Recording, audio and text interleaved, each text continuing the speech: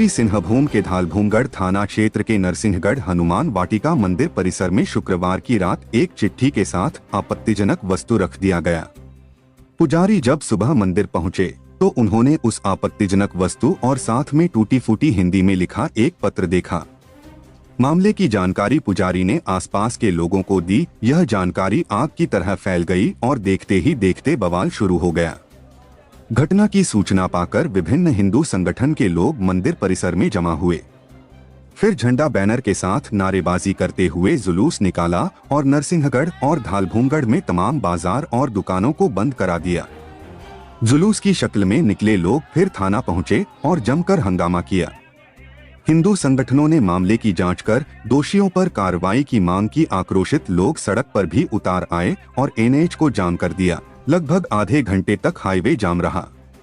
बाद में पुलिस के आश्वासन पर सभी माने तब जाकर परिचालन सामान्य हो पाया।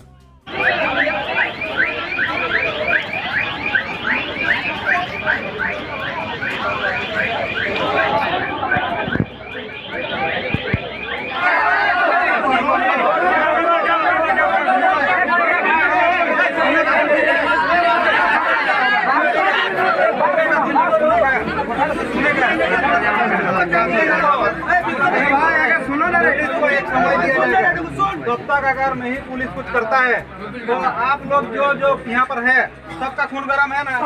8 बजे क्या देखा आपने?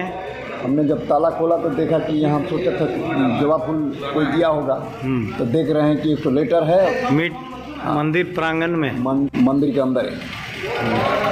आप लोग क्या चाहते? कड़ा से कड़ा सजा दिया जाए और इसके लिए अच्छा से तहकीकात करके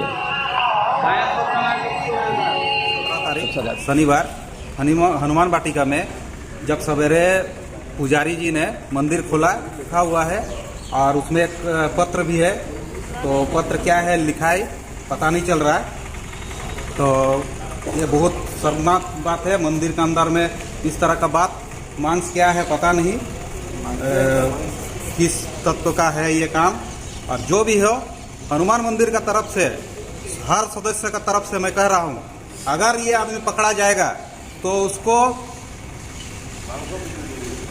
उसका ऊपर माने कार्रवाई ऐसा हो कि उसका 7 जन्म तक याद रखे, उसको 7 पुश्त तक याद रखे, उसको माने फांसी की सजा हो, इसका मांग हो रहा है हमारा हनुमान मंदिर की तरफ से।